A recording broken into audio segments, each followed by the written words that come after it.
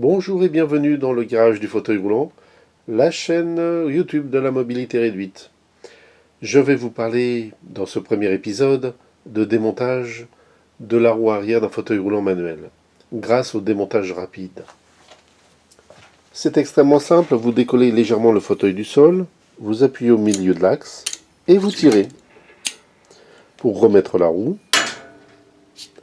il suffit d'appuyer de nouveau, de viser au milieu, on pousse, on relâche, la roue est fixée. Comment ça marche? Vous avez ici deux billes d'arrêt qui empêchent la roue de se dégager avec son axe. Lorsque vous appuyez au milieu, les billes se libèrent et vous pouvez tirer l'axe et sortir la roue entièrement.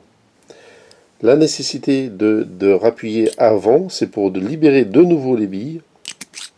Vous engagez, vous poussez, vous relâchez, la roue est bloquée.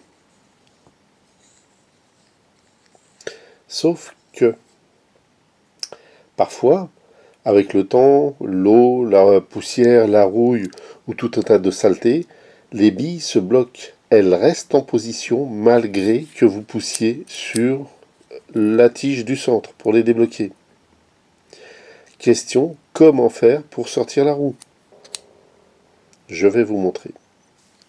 Donc, si par malheur, lorsque vous appuyez, les billes restent bloquées et empêchent de sortir la roue, il ne vous reste qu'une solution. Décoller le fauteuil du sol, de nouveau, prendre une pince,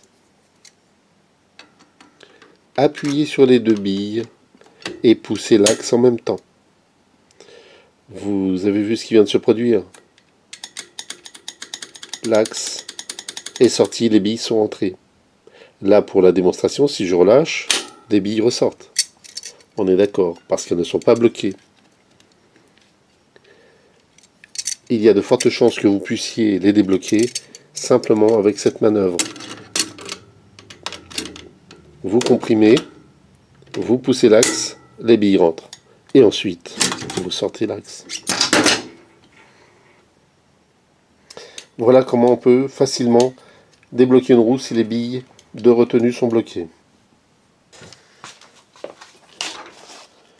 Cette méthode est valable parce que l'on ne peut pas intervenir de ce côté-ci avec ce type de démontage rapide comme les cuchales. On ne peut pas.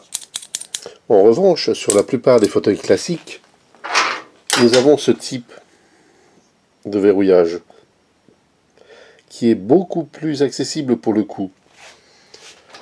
Il vous suffit d'une clé de 11, d'une clé à cliquet.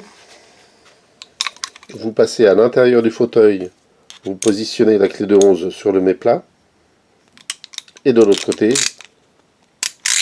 vous dévissez l'axe, ensuite vous sortez la roue, après vous bombardez avec du WD-40 pour débloquer, et vous tapez dessus, il sort de l'autre côté, le tour est joué. Ça c'est beaucoup plus classique, ça se rencontre sur les fauteuils standards. Là, nous sommes sur du fauteuil actif. C'est beaucoup plus délicat, beaucoup plus précis.